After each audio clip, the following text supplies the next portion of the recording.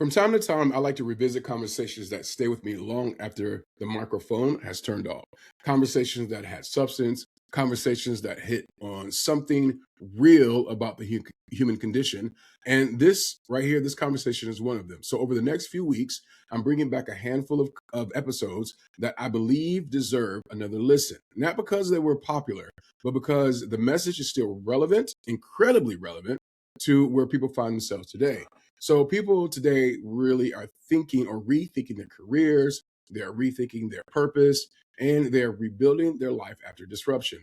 And when I think about conversations that speak directly to that moment, the one I had with Shane Perry immediately came to my mind. So Shane has spent decades studying something that affects every one of us. The question is, why do people say they want more out of life, but then quietly stay inside the same patterns year after year? So Shane has built successful businesses. He's mentored people who became financially independent. And over time, he began to see something very clearly, which is it is not that people do not want success. It is that most people never challenge the comfort zone that keeps them exactly where they are. So in this conversation, Shane talks about something I think is incredibly important, especially right now. The idea that growth requires disruption, not chaos for the sake of chaos, but a willingness to interrupt the habits, the thinking, and the patterns that quietly keep us playing small. One thing that really stood out to me as well is when we recorded this episode was his perspective on the 90-day cycle. Instead of thinking about success as some distant event down the year or down the road, he encourages people to focus on 90-day blocks where you set a target, build new habits around that target, and then evaluate the results. It's really simple, right? But it is powerful. And another idea that stuck with me is what he calls negative motivation. Sometimes the reason we push forward is not because of what we want to achieve, but because we reach a moment where we refuse to stay where we are. It's like, it's enough. We don't want anymore, right? And if you've ever been through disruption in your life, you know exactly what that moment feels like. So as you listen to this conversation, I want you to think about one question. One, where in your life have you become comfortable where you know you are capable of more? Because sometimes the biggest change in a person's life begins when they decide they're no longer willing to live inside the same story over and over again. This is one of those conversations that will challenge you to take a look at that right there exactly, okay? So let's revisit the conversation with Shane Perry right now. I mean, what would you say to from now, the things that you've experienced, what would you tell that person now? Well, I would, and again, this is a lot of the system that I teach people is, understanding that, you need to set a goal. You need to understand how to set goals. So I would have told the early me, sit down, define why you're here, set your goal. And you need to understand that you're struggling to get out of your comfort zone. Okay. So we're going to first figure out what are the traits. What are your personality traits that are keeping you from doing what you need to do? Or what are the personality traits that are keeping you stuck in your comfort zone? And for me, as I mentioned, I'm a procrastinator. I have a fear of rejection. I care too much about what other people think, and I'm easily distracted. So then you need to create an action plan, get on a schedule. And at the end of the day, that you should cultivate your goals. Okay, so let's say it's something entrepreneurial, you want to drive your income to a new level. Or if it's a diet, you want to lose 20 pounds, whatever. When you get to that point, where your income is where you'd like it to be, or you've lost the weight, what will have changed with you? What will have changed? Are you wearing different clothes? Are you buying a new car? Whatever it is, I encourage, honestly, a vision board or a dream board. And this stuff, again, a lot of people look at the stuff and they go, well, that's kind of corny. Yeah, but people that think it's corny are people that typically... When you're in an environment that doesn't support you in whatever it is that you're trying to manifest in your life, it could be more difficult. But not everybody knows how to create the environment or create the mindset to make it shift their mindsets to stay focused. Yes. Well, like you just said, just the awareness of understanding why you're feeling that you are feeling these feelings right now, that maybe you're discouraged, Maybe you feel like you're on an island all by yourself and you don't have the support. Maybe you don't feel like you're getting the results that you really expected to be getting by now. Well, obviously, if that's the case, most people never achieve the life they dream about, not because they lack talent, but because they're trapped by fear, by doubt, by the patterns they don't even know they're repeating. But what makes Shane Perry's story different is what came after success. He built a 7-figure business, created one of the most successful sales organizations in his industry, and helped countless others do the same. Then, his life changed forever. After unimaginable personal loss, Shane didn't shut down, he stepped up. On this episode of the ThriveWell Journey, we sit down with the man who knows what it really takes to win. Entrepreneur, speaker, disruptor of limitation, Shane Perry. Hey family, this is the ThriveWell Journey. Look, life's too short to just get by, and 2025 is the year to persist. We're here to grow, build, and thrive. This podcast is all about powerful stories, real talk, and practical steps to help you level up in every area of your life. Now, if that sounds like something you need, don't just watch, be a part of the journey. Let us know you're here. Do us a favor. If you're listening on the podcast platform, download the episode. And if you're watching on YouTube, you know what to do. Hit that like button, subscribe, and turn on those notifications so you never miss an episode. And as we always say, let's make thriving our new norm. Today's guest is a game changer in the world of success and achievement. With over 35 years of experience, he cracked the code on what holds people back and built a 7-figure empire while helping countless others do the same. But after facing unthinkable tragedy, he turned his focus to something even greater, which is helping people break through mental barriers and achieve the life they truly desire. He's a speaker, an entrepreneur, and the founder of Disruption Factor, a system designed to help you stop getting in your way and start winning. Let's get ready to, shift our mindset, crush our goals today, and disrupt the cycle of mediocrity, because today we're talking to Shane Perry. And I know we had a little conversation, but Shane, how are you doing today? I'm doing great, Michael. Thanks a lot for having me. I really appreciate it. Absolutely. Like I said before, in the green room, as I call it, I'm happy to have you on. Did research about you, and found out, this is an extraordinary individual, and I'm glad to have him on. And I just want to know today, with everything that's going on, how are you experiencing life today? Personally, life is great. Life is great. Like a lot of entrepreneurs, I built a business and, it took care of me, and I'm living the free and financially independent life and really focusing on Disruption Factor and helping people and just spending time with my adult kids and, just enjoying life. It's good. Yeah. Yeah. I like that answer. I like that you can experience that. And I asked that question because I talk to people, and it's not that answer. Sure. It's more of the, kind of the woe is me. And I like to find out how people are really experiencing life, because you might be standing next to one person and they're experiencing life completely different. And I mean, before we get to what it means to disrupt, and what that factor is all about, you have an incredible career, like 35 years I see here. What inspired you to become an entrepreneur? Well, back then, I was 21 years old when I was introduced to an opportunity. And for me, it was just pure logic based. I knew that I did not want a boss. I hated having a boss already at the young age of 21. Amen. And to me, I just wanted freedom. It really wasn't about the money. It was freedom. I didn't want to have a boss. I wanted to do my own thing. And so when I got that opportunity, I went for it. But my primary drive was I just wanted the freedom. It was more important than the money to me. Yeah. That's when I look at the generation now, I feel like that's what their thing is. Like, I don't want a boss. I want to work for myself, and I'm building my business for, my younger generation, if they choose to, take it on. But, in the earlier days that you had, you had some struggles that in the beginning. What were those struggles, and how did you face them? Yeah, the business I got involved in, obviously, like most businesses, it had to do with some sales. It had to do with prospecting, talking to people.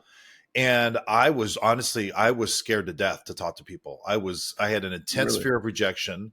I was very concerned about what everybody thought. So I was a really slow starter because I just couldn't get out of my own way. And that's part of what helped create the system eventually that allowed me to be successful. And that system is now what I teach through Disruption Factor to other entrepreneurs and fitness and everything else. But for me, it was just a real fear of rejection, fear of what people were going to think, what people were going to say. I'm a natural procrastinator and I'm easily distracted. So those four things do not combine well if you're in a business where you're 1099, you're self-employed, you need to find the motivation, and it entails a lot of talking to people and prospecting. So finally, it just got to a point where I just like, hey, I've got to plant my feet and just go do it. And I just forced myself to go do what I needed to do. And of course, like most of the time, you realize that you've been building it up for nothing. It's not that hard. People don't think anything. It's, rejection's okay. And then I just got out of my way and just kind of took off with it at that point. What was that shift though? Like, so if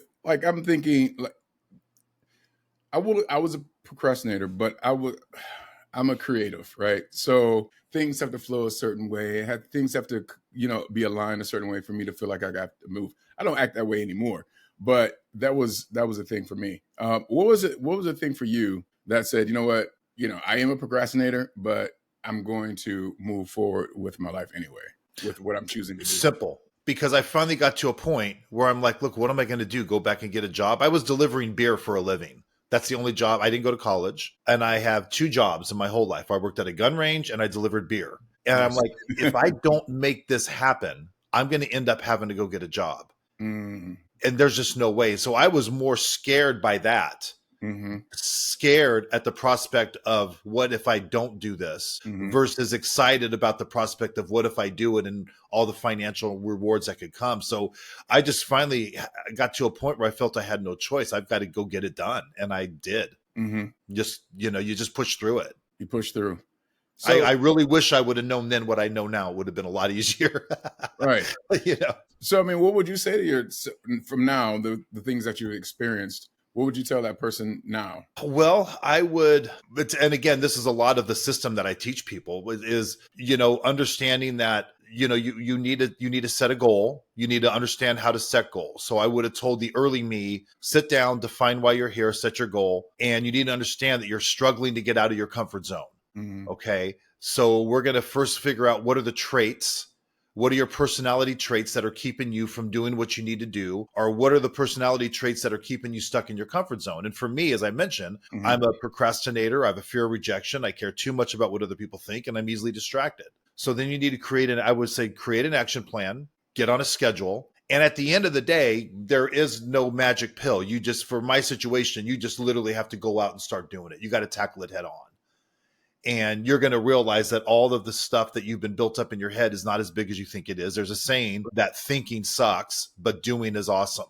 So stop thinking and just go do it. Right? Because even if I would have told myself, even when you go do it, even if you have a bad day, you get no yeses, you get nowhere, but you did it. You're going to feel good about yourself because you did it, And so a lot of that coaching is what I would give someone in my situation back then who knows what they want to do, but they're just wondering why they're not doing it. Yeah. Was there a mentality shift for you? And if that was, I'm sure it was, but what was when you recognize that you procrastinate, you have a fear of what people think about you and the others, like when you recognize that, does that make a difference? Sure. To be real honest with you, Michael, I was so young, I didn't recognize it. It took years later looking back to realize these are the things that really held me back. In the meantime, during the moment, I wasn't sitting there saying, well, my fear of rejection and my fear of this, I just knew like, I want to go do it, but I would find myself just putting it off. And then the month would come and go. And then I'd agonize over, man, I really didn't do anything. What if my dad is right and I should have never quit my job? Then we get in our heads, but there was definitely a mental shift when I started doing it. Of course, once you start doing it, you realize it's not as bad as you built it up to be. And then you realize, then when you start seeing some results, then of course it just kind of goes. Yeah, I think for me, when I choose to make a move to move forward in whatever I choose to do, I think I'm result driven. I have to see a result. Unless, or otherwise, I'm like moving and moving and moving, and then it's like, what am I moving for? What am I moving towards?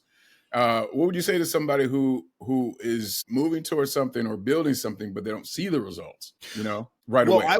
I would say, if I could take it back just a second, I would say kind of a synopsis here. There's 5 areas of our life. There's relational, Hmm. spiritual, Hmm. recreational, financial or business, entrepreneurship, and physical, which is typically fitness and diet. So those are the 5 areas of our life. Hmm. When we decide that we want to take, say, one of those areas and we want to improve it, or we want to take it to a new level. So let's say you're an entrepreneur and you're starting a business, or you want to lose some weight. Hmm. What people first of all don't realize is that it requires you to set a goal. A lot of people don't set goals. They just say, I want to lose weight. And they get started with something, but sitting down and, writing down your goals, 92% of people who set goals in the world either don't achieve them, or even if they do, they revert back to where they were. So that can get discouraging when people hear it. Like, well, so you're saying I have an 8% chance? No, that's not true. But if you understand why this happens to people, so why does this happen? Well, first of all, they don't know how to properly set goals. Secondly, they don't write them down. They don't cultivate their goals, and they don't create an action plan. But then comes down to what you're talking about here. Seeing those results. People need to understand, we've all heard of the comfort zone, and that's really my specialty, honestly, is all things comfort zone. But you can go on social media and see all the circles: comfort zone, fear zone, growth zone, and all that. But rarely, if ever, do you find someone that actually defines, like, this is what it is. But let's talk about how you built that comfort zone, because it was built over years of habits and routines and a paradigm. And in its simplest form, your paradigm is your worldview at something. So let's say that you want to lose weight, and your paradigm is, well, I've been heavy my whole life. I've tried diets before. Most of them don't work. Even the ones that did work, I ended up gaining it back. But I'm going to give this one a shot. So your paradigm, your worldview is already not good. And this contributes towards your comfort zone. And we can get into that later. But when it comes to goals have a couple things. Every goal has a couple things in common. And the one that you're talking about, pretty much every goal, the one thing it has in common is you're usually never where you thought you'd be when you thought you'd be there. Right. Right. Right. And so that right there causes people, I joined a diet. I started dieting, and I cleaned out my refrigerator, and I started exercising. I'm going to bed hungry, and I'm getting caffeine headaches because I'm not drinking soda. And I thought I wanted to lose 10 pounds in my first month, and I lost 1.5 pounds. And it's like discouraging, and they revert back. You have to be preparing for that, preparing that you're probably not going to be where you thought you'd be when you thought you'd be there. But you also have to work it in 90-day cycles. I believe, and I teach people that how to build your life in 90-day cycles, not 30 days, not 2 weeks, 90 days. Then the goal is to move your life or that area, whatever area you're specifically trying to improve, just move that area forward every 90 days. Understanding that when you first get started, the first 30 days is typically when all the pain comes. Right. You're uncomfortable. You're facing you're out of your comfort zone. You're not seeing the success that you thought you would see, but you're putting in all the work and sacrifice, and it could be discouraging. But you've got to get yourself on a 90-day cycle. By the end of the 90 days, you're probably not going to be where you thought you'd be, or you hoped you'd be at that time. But I promise you, you will have moved that area forward, and you will have seen results if you understand certain things. So that was a long, protracted answer to your question. I'm sorry about that. But No, yeah. don't be sorry. It was perfect because, I mean, you went deeper than what I originally, Right. But what was so great, there's a lot of things that I wrote here. First of all, 90 days, like you choose 90 days. Why? And one of the things that I thought my mind went to right away was habit. Like maybe we are creating something new, and then we bring the old habit with us. But since we got to bring the whole habit with us, we have to break that habit. And that 90-day cycle may help reform what the habit is in order to get to the goal that we're trying to get to. Yeah, that does have a lot to do with it. 90 days, you're going to create new habits, new routines. What was uncomfortable will not be as uncomfortable anymore. And usually, whether it's entrepreneurship or any of the 5 areas of our life, it takes about 90 days to start seeing some real results. Mm. It's at the end of 90 days, if you created the plan, you worked the plan, you were diligent, at the end of 90 days, you will be able to look back and say, I am not where I was 90 days ago. Maybe I'm not where I thought I'd be, Mm-hmm. but I'm definitely not where I used to be. And that's exciting for people. Yeah. If it's anything less, if it's 30 days, if it's 45 days, it's typically not enough to allow the results aspect to kick in. Mm-hmm. And they think too short term. All they're seeing is I've been doing this for a month. Nothing's happening. It's just not working. I give up. Mm-hmm. So 90 days to do that, build it. And it's also a good time. Like if you want to, you're already doing something. Maybe you're already in business, you're doing something, and now you want to take it to a new level. 90 days is a good, okay, I'm going to kick off a 90-day plan here. And it's a good time. You can go do a sprint. You can put your blinders on for 90 days and make the necessary changes, create those new habits, and start seeing some results. At the beginning of those 90 days, what would the beginning look like? Do they write something on a whiteboard? Do you just say it in your head? Like, what is that thing that will help begin the paradigm shift of who they see themselves being in the first 90 days, or the beginning of the 90 days, to when they're going through the 90 days to the other side? Yes. Well, it starts by understanding, as I mentioned, that whatever it is you're trying to do, it requires a goal to be set. So you actually have to write down the goal. Now, I believe you should surround yourself with your goal. But if you just write it, that the act of writing a goal down typically is enough to solidify it into you. Write it down. Write down 90-day goals, 6-month goal, and like a 12-month or a 12-month and then a 24-month goal, right? Where do I want to be in 90 days? Yeah. Then and this is what you said with the whiteboard. Then I'm a real believer, and I teach my clients that you should cultivate your goals. Okay. So let's say it's something entrepreneurial. You want to drive your income to a new level, or if it's diet, you want to lose 20 pounds, whatever. When you get to that point where your income is where you'd like it to be, or you've lost the weight, what will have changed with you?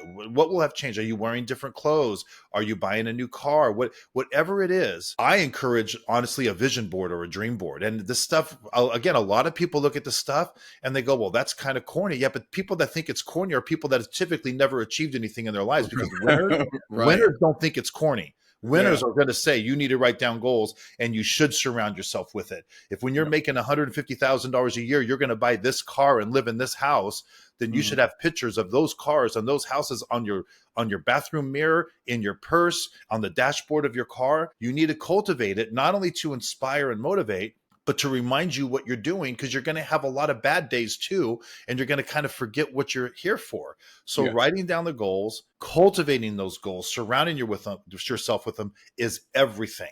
Yes, absolutely, to help push you and remind you. And honestly, I'm a big believer, and I mentioned this a little bit in my own story, but I teach people the concept of negative motivation. And this is something, as you know, that in the self-improvement, personal development space, everything is typically, you need to be positive. Positive's in, positive. And I agree, you need to be positive. But I agree in negative motivation. Negative motivation is like, okay, let's go back to the diet and fitness. You started your diet. A couple months go by. You've lost a little weight, but it's not that easy.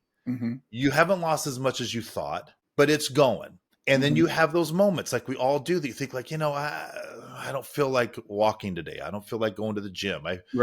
It's going to be okay. Maybe, I'm trying not to drink during the week, but maybe it's okay if I do today. People get so caught up in, you need to be motivated about how great you're going to feel when you lose your weight and you're able to wear those clothes. But they don't remind them of, okay, imagine this. Imagine you stop right now. How are you going to feel 6 months, a year, 2 years down the road when you look in the mirror and you have this thought for a split second? And this thought is, where would I be right now if I just wouldn't have stopped? And that thought sends a chill down your spine. That's a horrible, and that's called negative motivation. Like, if I don't continue this, how am I going to feel a year down the road when I have that one moment thinking, where would I be right now if I just would have kept going?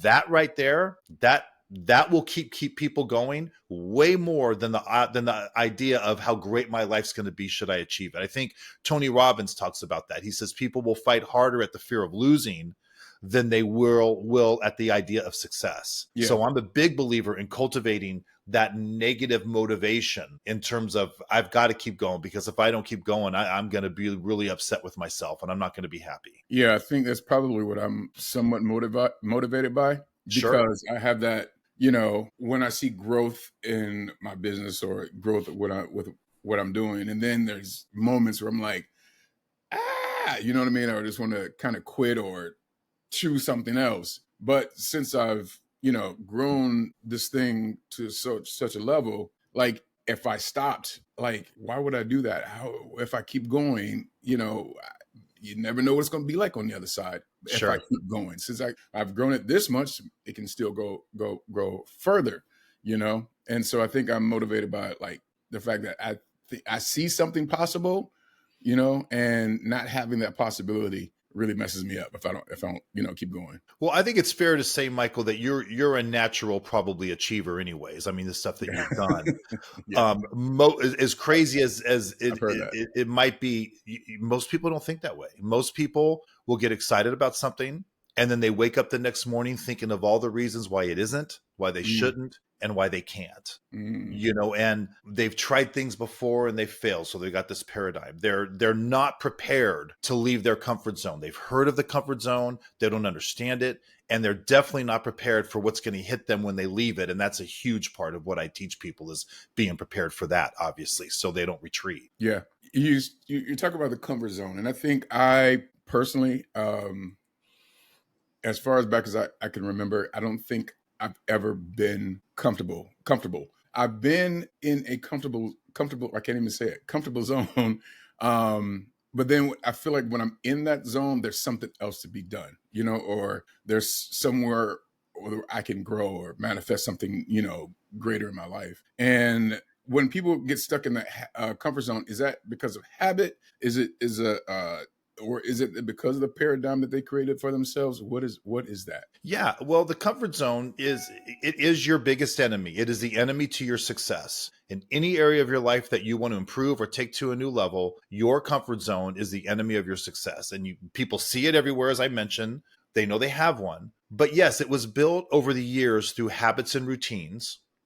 We all typically hang out with people that are just like us, so that's part of the comfort zone. If you hang around people that are just like you, no one's putting any pressure on you to improve yourself, because you all live essentially the same lives, Mm-hmm, right? mm-hmm. So that's when you leave that, it's not comfortable. Yeah. And of course, our worldview. You look at entrepreneurship, for example. We've been taught as a society that you go to school and you get a job, and you should be Right. happy with that job. It doesn't matter that if you go out into your world and look around, you're going to see that almost everybody that you know or know of that has the best lives, the most freedom, the nicest cars, the biggest homes, the best vacations, almost all of them are entrepreneurs, self-employed. Mm-hmm. So we don't connect the dots that if living an ideal life is to be an entrepreneur, why are we taught from the time we're kids to be employees? Right. Right. So that's a comfort zone. When you wake up one day, and whether you decide to start a business, join a business, whatever it may be, but you have the goal of entrepreneurship. I want to make more money. I want to create more time, more freedom. I want to leave my job. You're immediately hit with a lot of obstacles, and that's the disruption. You see, so when you talk about, that's where disruption factor, the name of my company, came from. Because when people ask me, they say, Shane, what is the number one reason that when people embark on a goal and then give up and go back to their comfort zone, in other words, where they were before they embarked on their goal, what is the reason? Absolutely 100% the biggest reason is they are not prepared for the disruption that's going to occur when they leave that comfort zone. So, again, diet and fitness, right? You're out of shape, you're a little heavy, let's say you want to lose weight. So you get fired up, you clean out your refrigerator, you clean out your pantry, you're not going to drink soda, you're going to eat better, you're going to exercise. That exercise might just be you walking a mile a day, 3 days a week. It might not even, but it's something. Well, when you embark on that, you're excited, but the first thing you get hit is the disruption to your life, to your routines, to your habits, right? You're going to bed hungry, and that sucks. You're getting caffeine headaches, and that's no fun. You're trying, we're all busy already. So you're trying to carve out time to go do it. And that's not easy. And then of course, because it's fitness, after the first week or after the first few days, you're so sore, you can't even brush your teeth, right? It's nothing but discomfort, and it's disruption. And not to mention the fact, like we mentioned earlier, that you push through that 30 days, let's say, went by, and you've done everything you're supposed to do. It's not comfortable. You're getting killed, and you've lost 1 pound. You see, so they're just not prepared for this. And meanwhile, you got to remember that comfort zone where you were before you embarked on this is sitting there saying, Michael, come on back. It's nice here. Remember, you were comfortable here. You weren't sore. Nobody was talking about you. Nobody, you weren't doing uncomfortable things. If it's entrepreneurship, like with me, I was delivering beer. Next thing you know, I get into business where I have to call people up and try to set appointments. That was the most uncomfortable thing I've ever had to do in my life. It was so uncomfortable that I avoided it for the longest time, which is why I didn't have a whole lot of success. So getting people to, so one of the exercises that I'll do for people, that I'll have people do that's in the workbooks, I'll say, okay, I want you to try to define areas of disruption. What do you think the disruption is going to look like? Michael, if you've never worked out a day in your life and your goal is fitness and I'm your guy, and I say, okay, Michael, we're going to talk about this. This is what you're going to do. What do you think are some areas of disruption? You might say, well, I think I'm probably going to get pretty sore because my body's not used to this. I think I'm going to probably have cravings. It's going to be hard not to eat my favorite foods. And if you can anticipate that disruption, it's going to make it a lot easier to get through it and not retreat back to your comfort zone. Here on the ThriveWell journey, we talk a lot about not just surviving, but thriving. And a big part of that for me has been understanding my health on a deeper level. That's why I partnered with Live Good and brought it under my company, Orion's Health. Not just because I believe in the products, but because I've seen what they can do firsthand. I've walked through some hard health chapters in my life, including cancer and a kidney transplant. And I know what it feels like when your body's working against you. That's why we're offering 2 free tools that help me and can help you too. First, go to myfreehealthreport.com/Orion's Health. Take our quick health questionnaire and get a personalized report created by Dr. Ryan Goodkin, Live Good's Director of Product Development. It's clear, actionable, and totally free. Second, visit myfreedetox.com and get a free chlorophyll and zeolite detox bottle with your first product order. It's a gentle, natural way to clear out toxins and start fresh, something I personally use and stand behind. This isn't just a sponsorship, it's part of my mission through Orion's Health to help people thrive in body, mind, and spirit. Of course, always consult your physician before starting any new supplement or health regimen. Your body is unique, and your healthcare provider should always be part of the conversation. The links are in the show notes. Now tap in and take your next step toward thriving. Okay, so talking it out or talking about it will help motivate someone to get outside of that comfort zone.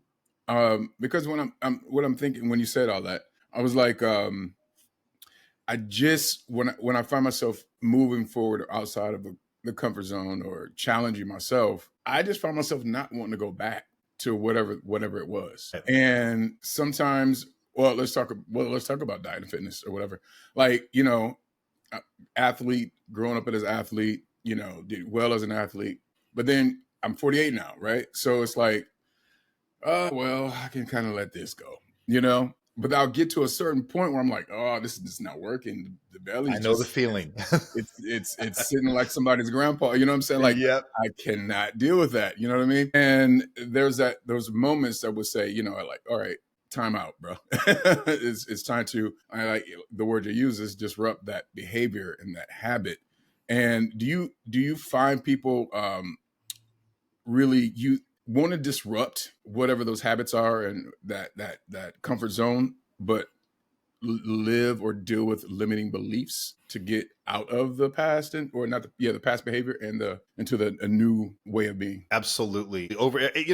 Success and failure in almost every area comes down to a mentality. It is a mental thing. Yeah. There's almost nothing that you can't do. The only reason you won't do it is because of the mental process.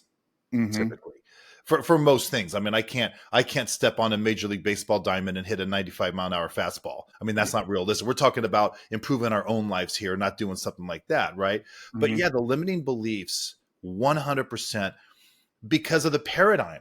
Again, the paradigm, and again, in its simplest form, is just your worldview on something.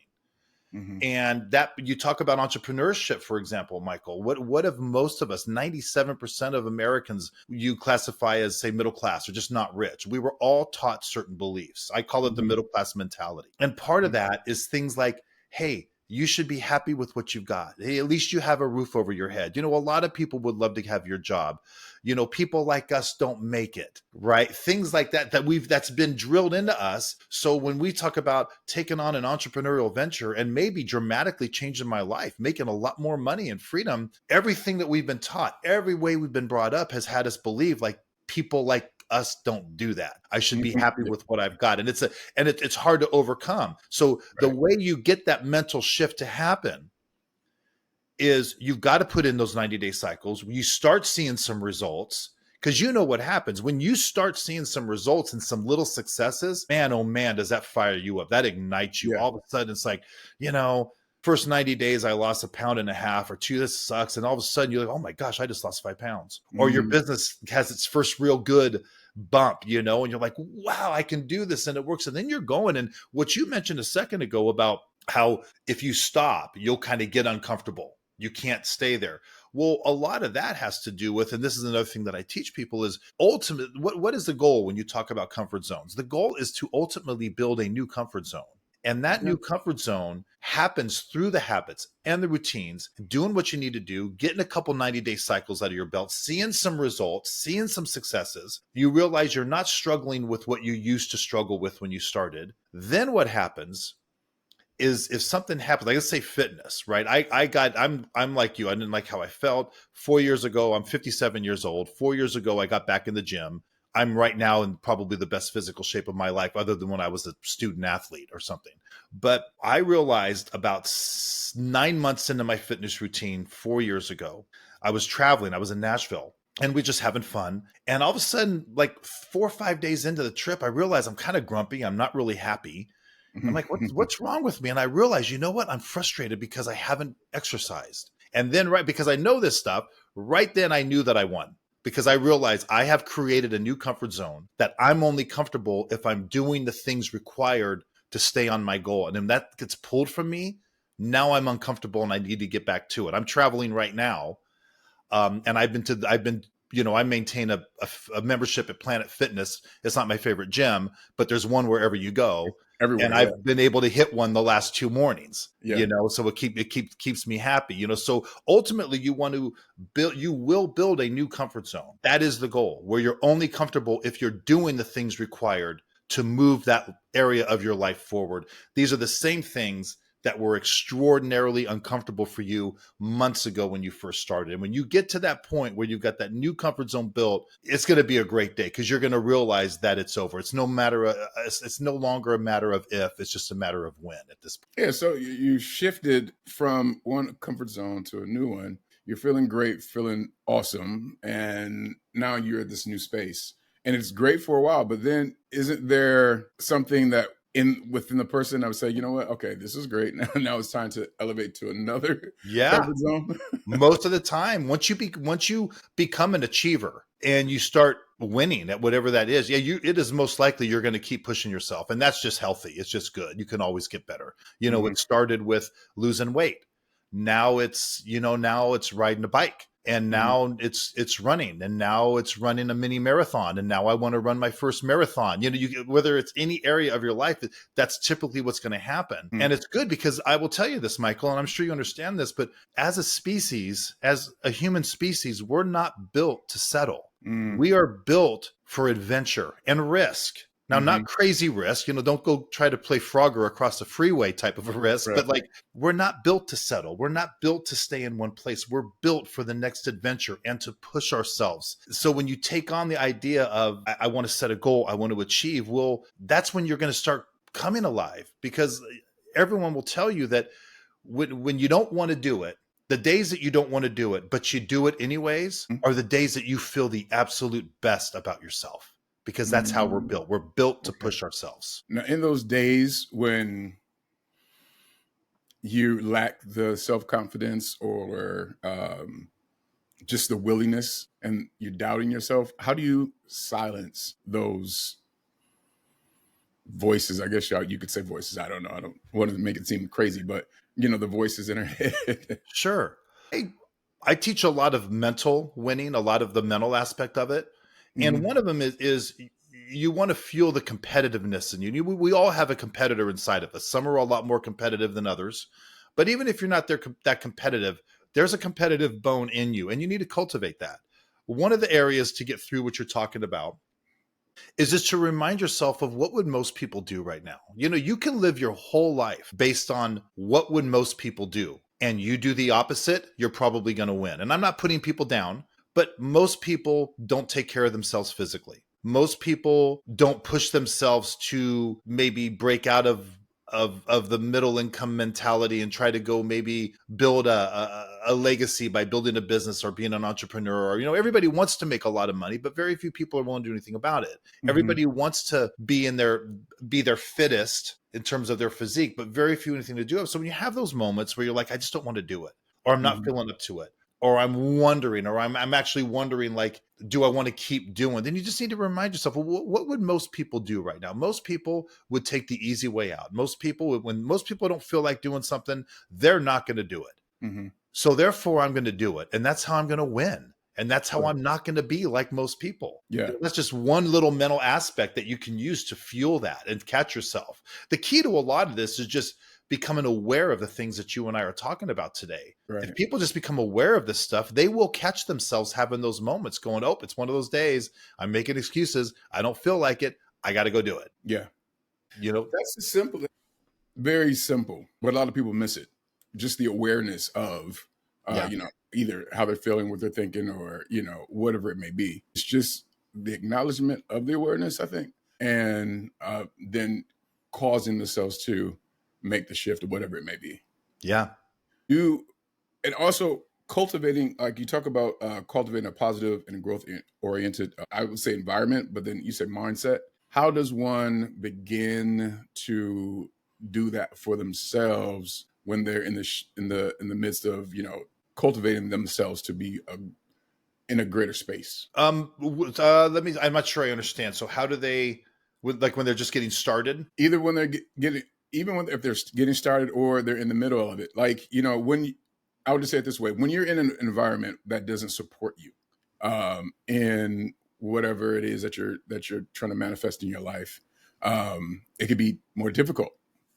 But not everybody knows how to create the environment or create the mindset to make it shift their mindsets to stay focused and stay focused. Yes. Well, like you just said, just the awareness of understanding why you're feeling that you are feeling these feelings right now, that maybe you're discouraged. Maybe you feel like you're on an island all by yourself and you don't have the support. Maybe you don't feel like you're getting the results that you really expected to be getting by now. Mm-hmm. Well, obviously, if that's the case, then analyze what it is that you're doing.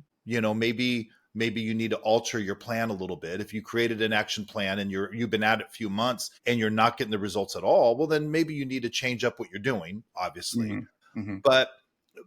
But in terms of staying on it, just understanding that, look, not every day is a great day. All of us have days where, we just don't feel like doing it, or we just don't feel as confident as we normally do. We all have days where we question things. Am I crazy to do this? Can I even do this? Should I just settle with where I'm at right now instead of continuing to push myself? And I would just try to rekindle that fire that got you started in the first place. Why did, whatever this goal is, why did you want to break out of where you were? What was it? What were you running from? Not running. What were you leaving behind? Because that's another thing I teach people. What is it that you're leaving behind? In fact, like, you want to lose weight. Okay, forget the lose weight. I've beat that one enough. You're going to start a business or join a business, an entrepreneurial venture. Okay, we have these goals. I have a goal. I want to be my own boss, and I want to triple my income and have a better life. I'd like my wife to be able to stay home and provide a legacy for my kids. Okay, we got that. But what is it that you're leaving behind? Mm-hmm. I can't stand having a boss. I hate fighting traffic in the morning. I hate that I don't have the freedom and someone's telling me what to do. I hate that I have to ask for time off to even go to one of my kids' baseball games. And I'm tired of trying to live this life the best that I can and do it within the parameters of what they're willing to pay me. And I can't drive my income. That's what I'm leaving behind.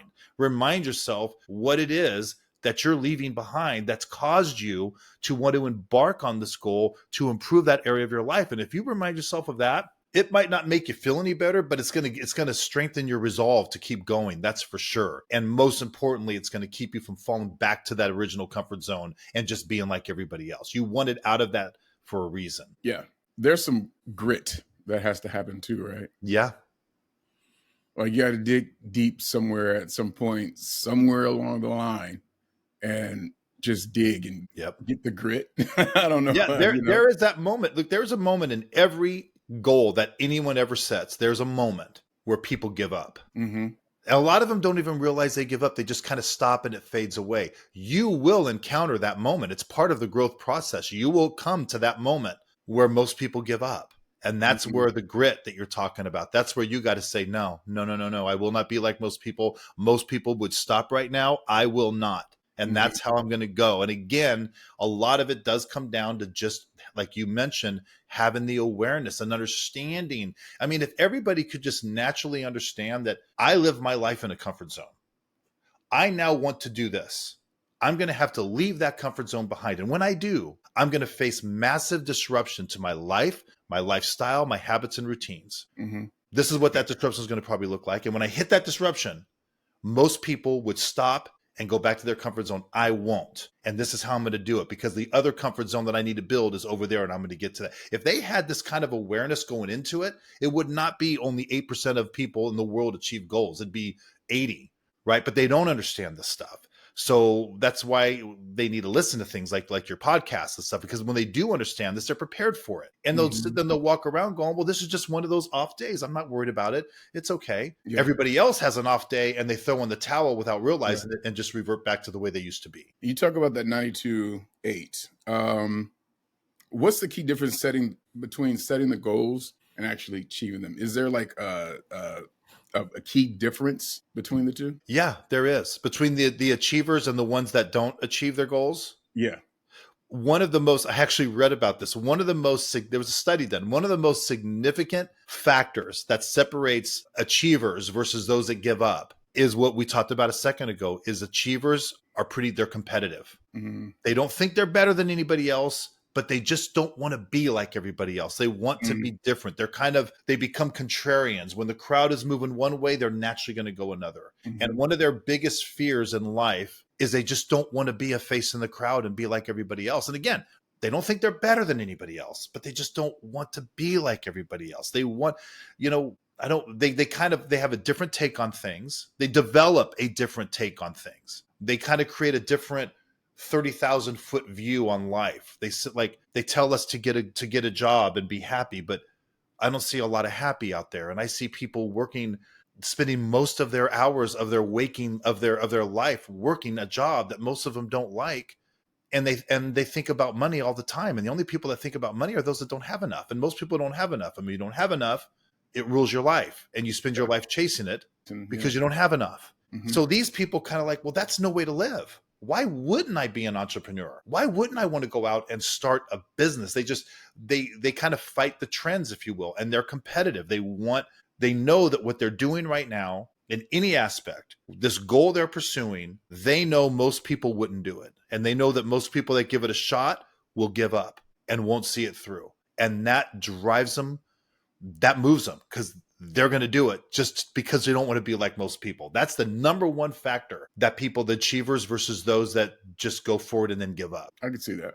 Yeah. Yeah, I can totally see and that. Obviously they develop the things we're talking. They develop the mental strength. They develop the discipline and the motivation. But the initial part that makes them embark and go is that. Well, in all of this, like on the other side of it, like you don't start out that person, being that person. When you begin the journey, it's like a transformation that occurs. And then I'll just put myself in the mix. When I started, the journey of, entrepreneurship, or even as an actor, like I was going through, with, as a wide-eyed, oh, everything is great, until, you go through the lessons and you go through the trials, the tribulations and the highs and the lows. And then when I stop and I look at myself, I'm like, man, I've grown so much. I'm a total different person. And the person I came into to be is much greater and stronger and whatever attributes, than the person I started out as. So I would say, or would you say that even on a journey through achieving more, like just do it anyway because there's growth there as a human being? 100%. You will evolve as a person. You're gonna become a better you. That's a fact. You're going to experience things that you haven't experienced before. You're going to suffer setbacks that you need to suffer through. You're going to have a lot of wins and accomplishments.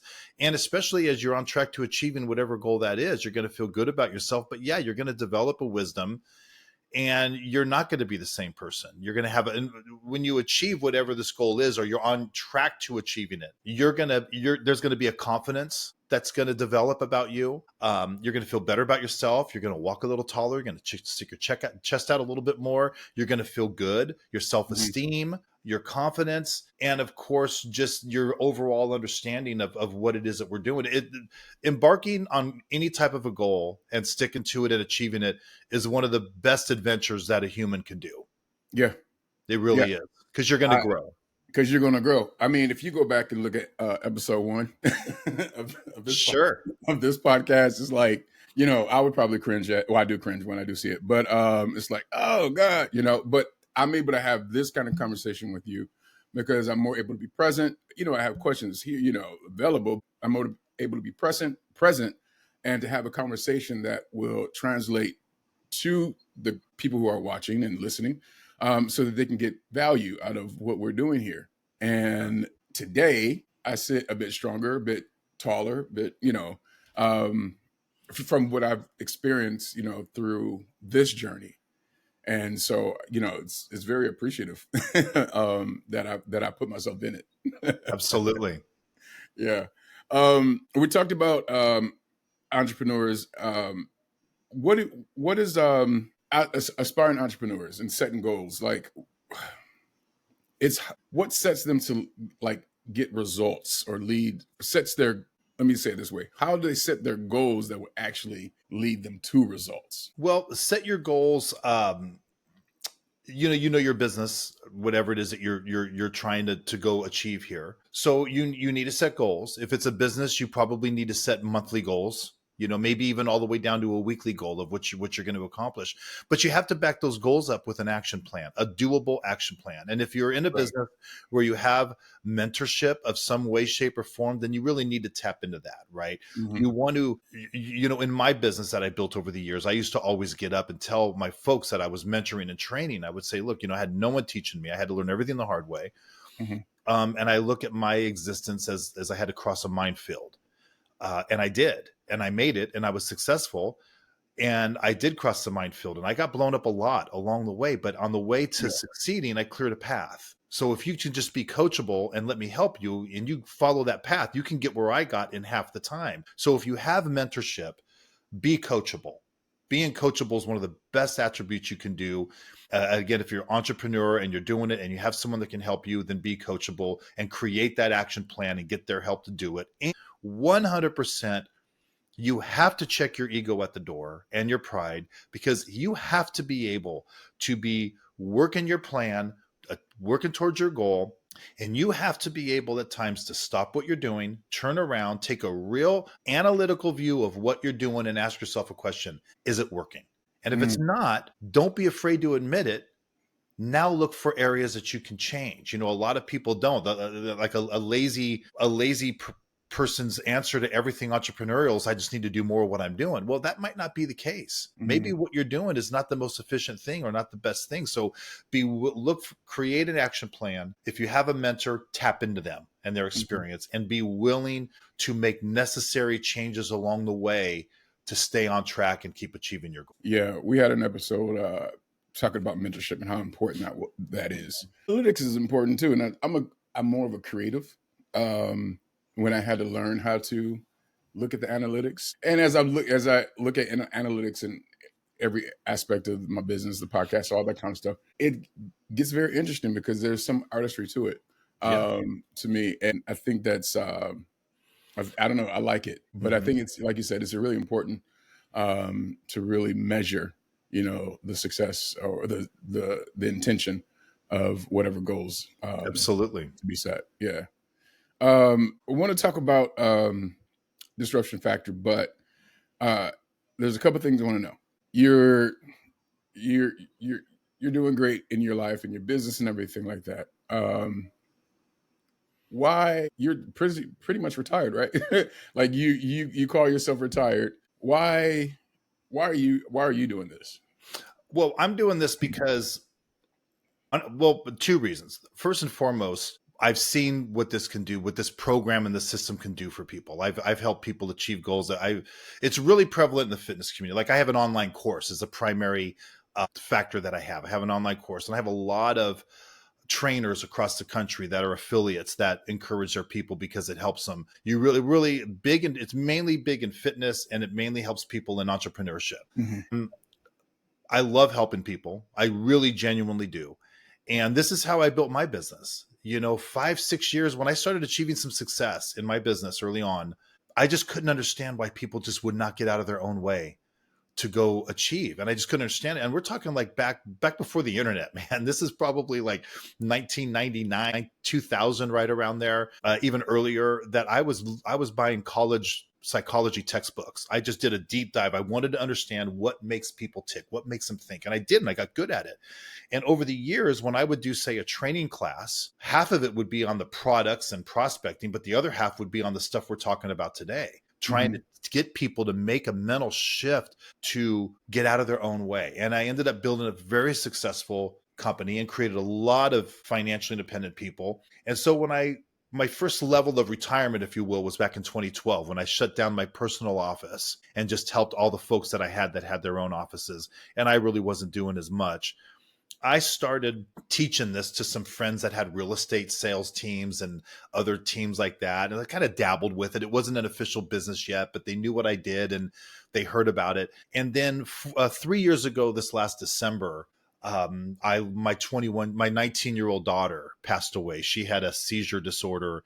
When she was 11, she started having seizures, and we thought we had it under control. She had brain surgery, was doing great, and then came home December 4th of 2021, and she had the big one, and we lost her. And obviously when that happens, it's a massive shift in your life. And one of the things that came out of that shift was me realizing how much I love working with people and how much I love helping people win and achieve. And that's when I decided a few months after that to officially create Disruption Factor, turn this into a business, create the course, become a speaker, and help. And that's really, so those are the two driving forces that caused me to really do this. And I love it. It's a lot of fun, and I love making an impact for people. Yeah, I'm listening to you, and the energy and I would call it energy force, because there's no force there, but it's an energy force that you speak with and that you share with. From what I'm experiencing, even though it's through camera, there's heart to what you're sharing with, and so I definitely appreciate you for that. Can you share a story of someone that went through Disruption Factor or experienced Disruption Factor, and they have a amazing story to tell, or that you can tell for them? Yeah, one of my affiliates, actually, her name is Jennifer, and she's a personal trainer. And she's a good friend of mine, and she was my first affiliate, if you will. When I created the course and the workbook and everything that came out of it, like most personal trainers, they have two problems. The first problem is finding clients, and the second problem is getting them to keep their clients, because their clients are showing up, putting in all this work and killing themselves. And of course, they're not seeing the results that they thought they'd see when they thought they'd see them, and they start to fade away. So Jen took this and started encouraging her folks to, get the course, and she would kind of go through it with them, almost ask them about it. And she's got quite a few clients, but there was one lady, and she was in her 60s, and her name was Donna, is Donna. And, she was not in good shape. She was in her 60s. She was heavy, and she was about to give up. And Jen got her to do the course, and she did. And it just had a profound effect. She kept going. She just kind of, she mitigated everything. She realized why. She understood the awareness that we talked about. She understood why she was feeling the way she was feeling. She understood that it's not that big of a deal, that everyone goes through this, where you're not where you thought you'd be when you thought you'd be there, and recognize that all of this that she's experiencing is disruption to her life that she wasn't prepared for. So now she's embracing the disruption. And now she's gone on. She's still a client of Jen's. It's been, I think, 2.5 years. It's been 2 years, and I think she's down like 50 pounds, and she's in the best shape of her life. And there's a lot of those clients like that. I have a lot of business clients too. I have a lot of people that are in different types of businesses. Most of it requires them to be, either they're their own boss or they're 1099, and it requires motivation. When you're 1099, like a real estate agent, for example, there's no set hours. You've got to get up and go do it, and having people struggling with that. So I've got quite a few clients that are in that realm as well. Real estate, financial product sales, any type of sales, actually, where they just use this to get out there and essentially get out of their own way and stay at it. I like that. What can someone that came up to you like, I'm ready to disrupt my life. Do they experience like a setback when they actually begin to disrupt their life? Is it like, do they hold on to kind of the past or the things that are being disrupted? Yeah. Well, you got to remember that it's called a comfort zone for a reason. It's comfortable. There's no pressure. There's no spotlight. There's no expectation. And when you embark on this new goal, all of a sudden, you're doing things that are uncomfortable. You're doing things maybe you've never done before. You're out of that comfort zone. And humans don't like to be uncomfortable. And so you will see a lot of them, what they struggle to give up, what they still hold on to till the very end, is a lot of it is their routine. They don't like their routine change. I mean, they'll stop eating cake at 9:00 at night. They'll stop eating ice cream every night, but they don't like giving up their routine. It's a lot harder to get them to turn off the TV and go to a gym or get on their exercise bike or just walk around the block a couple times. They typically tend to hold on to their routine. And I would say one of the biggest things that really gets them is their immediate circle of friends, the people they hang out with. Because we mentioned earlier that we all kind of tend to hang out with people that are just like us. And so when someone in that group shows up one day and decides they're not going to be like us anymore, they're going to go do this, they're going to do this, they're going to embark on this entrepreneurial journey or whatever it is that they want to do, you would think their friends are going to support them, but they don't. It's the exact opposite. Like, oh, Michael, what do you think you're better than us? What are you talking about, man? You're going to go start a business, or you're going to go, the reason they react like that is because it's in a flicker of an instant. There's a subconscious thought that goes through their brain. And it's, if Michael achieves what he's talking about and succeeds and is successful, how am I going to feel about myself knowing that he changed his life and I didn't? I don't like that. So I've got to do everything I can to keep Michael from doing that. So I'm going to discourage him. I mean, they're not Dr. Evil running their hands together thinking about this, but on a subconscious basis is what they do. So when you say, hey, man, I drive a forklift for a living, and hey, I just found an opportunity. I think I'm going to give it a shot because I think this thing can really work, and I'd love to quit my job and make more money. And you think your friends are going to say, man, that is awesome. Whatever I can do, let me know. No, they're going to be like, oh, that's probably a scam. And oh, you're crazy. That stuff doesn't work. They don't need to let their friends go, but they do need to make a bit of a separation at that point because they're going to become an anchor. So between the routine and the friend group, it's those are the two of the hardest things for them to let go. And again, I'm not saying don't be friends with them. I'm just saying that you're taking a different path now. And if they're not supporting you, they're going to be an anchor.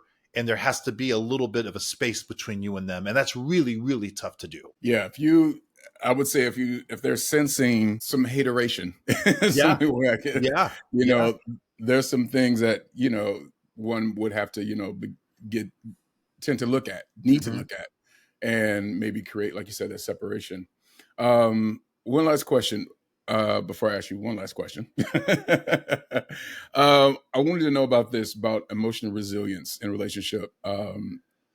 Can people, what do you say about emotional resilience? And if you believe in it, can people strengthen that within themselves? Define emotional resilience how you define it in the context. Emotional resilience is what I would relate that to is like an emotional intelligence, being able to, again, be aware of what you're experiencing within your emotions.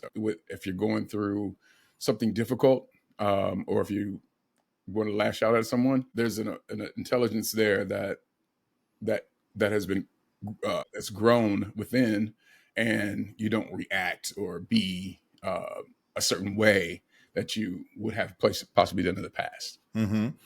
You'll definitely become very much more emotionally resilient as you grow. I think as you embark on your journey, whatever goal it is, part of you needs to take a little bit of the emotion out of it, because a lot of the reason so many people give up or quit or don't try at all is because they live their life a little too much off emotions and feelings and not enough off of logic. Mm. Okay. So logic would be, I don't like, it's a feeling. But Mhm. logic would be, I get winded walking up a flight of stairs. I do not like the clothes that I wear. They're uncomfortable. I don't like being out of shape. Logically, it would make more sense if I would do something and alter my life and lose weight. Logically, it doesn't make sense that I'm working a job that I don't like. I'm not happy with the money. I'm not happy with almost anything about it. I've got an opportunity to go work with something or start something and make more money. If I'm 42 years old and I'm going to work till I'm 65, that's 23 more years. Logically, it would make sense to give this a shot, because if I can if in the next 3 to 4 years I can make enough to quit that job and double my income, logically that makes sense. So it needs to start kind of logic based, and you need to get the emotions out of it. As you get going, the wisdom, the awareness, you are going to become a different you, a better you, a more refined you. And part of that is going to be having an emotional resilience where you're not going to let things bother you like they used to. You're not going to react the way that you used to. And you're just going to, and a lot of that comes from the confidence and self-esteem that's been built by you on your journey of achievement. Mhm. Because you can't help but become a better you. You're going to be more confident. You're going to be, your self-esteem is going to grow. You're not going to take everything so personal, because you're just going to understand things. I mean, it's kind of a deep level here, but that's exactly what happens when you Mhm. become an achiever. And then you realize that, like, I'm doing things that very few people are willing to do. Not that they can't do it, they just won't. Well, yeah. And I'm not better than them at all, but I'm doing things that most people won't do. That makes me feel good. And I don't need to respond like that. So that emotional resilience will naturally grow. But again, having an awareness of it is going to make it grow even faster. Beautifully said. Yeah, I love that. Disruption, just the disruption factor. First of all, I love the name. And I went to your website, and there was a saying that you had on here. I can't find it right now. But you talk about, you talk about transforming into a successful finisher and embrace a life defined by results, not regrets. Can you just expound on that and talk a little bit about disruption factor just a little bit? In terms of that sentence right there, that statement? Yeah, that Well, statement, yeah. yeah. And I mean, we've probably all seen some type of a statement like that on social media where, you're going to suffer the pain of something. You're either going to suffer the pain of discipline, or you're going to suffer the pain of regret. Mm-hmm. Right. But yeah, we live in a world where everyone is a great starter, but there's very few finishers out there. Mm-hmm. And you want to learn to become a finisher and finish what you started. In this case, we're talking about setting goals and achieving them. A lot of people every day around the world, people get excited and embark on a goal, and they're going to set the world on fire. And you come and revisit them a few months later, they're probably not even after it anymore. Lots of starters, very few finishers. And so you want to learn how to be a finisher. And you want to build a life of results. Like you mentioned earlier, you're a results driven man. I'm the same way. I'm results driven. And when you're going to see these results, and you're going to live a life, and you just don't want to suffer those regrets of, I wish I would have stuck to it. I wish I would have kept going. Because most people, God bless them, but most people do live a life of regrets. Almost everybody knows that feeling that I talked about earlier. You probably do too. I know I do, where you've started something, you let it go, time goes by, and you think, God, where would I be right now if I just wouldn't have stopped, right? We've all kind of probably felt that at some point. So becoming a results-driven person who becomes a great finisher, not just a great starter, versus someone who doesn't do those, and they end up looking back with regret. You just don't want that. Yeah. There was a guy named Miles Monroe. He had talked about, I think it was purpose or something but he said the area where most purpose is, I'm saying it all wrong, but it was something about people that basically don't fulfill on what it is that they want to fulfill on, the purpose or whatever it is that he had said. I'm pretty sure it's purpose, but all that is a little morbid, but it's in the cemetery. The cemetery is full of purpose. Right. And it's people that die without living that. And that's what I read, that's what made me think about, people who Absolutely. end up with regret, that they don't finish with their purpose. Yeah. And so your disruption factor really, it for me, it spoke to that. Thank you. Yeah. How can people get in touch with you? Well, the easiest way, honestly, is just to go to my website, probably disruption-factor.com. There's a dash in there. Disruption-factor.com. You can contact me. My social media is on there. I do a weekly podcast that right now is just 15 minutes or less. It started off with something just for my clients, and then I was encouraged to make it public. So that podcast is called Act, Achieve, Live. And my social media is, Instagram at Real Shane Perry or at Disruption Factor. And yeah, I'd love to hear from people. Yes, absolutely. As we leave out of here, you're going to have the last word. And what story or something, the last words that you would love to leave on this podcast for people? I would tell people, look, there's probably something in you. There's an area of your life that you want to move. You probably have something, it's April. New Year's was recently. Did you have a New Year's resolution? Did it already come and go? There's an area of your life that you probably want to achieve and you want to move. There's never going to be a perfect time to do it. You just got to go do it. And I just want to encourage you to embark on it, stick to it. Don't be like everybody else. Carve your own path. There's a life out there that's waiting for you. All it takes is the motivation, the discipline, and the stuff that, Michael and I are talking about today. But don't wait. Get after it right now. Make the decision and go do it. Go do it. Shane, thank you for being here. And as we always say around this time, let's make thriving our new normal. Awesome. Again, thank you, Shane. Thanks for having me, Michael. Loved it. Absolutely.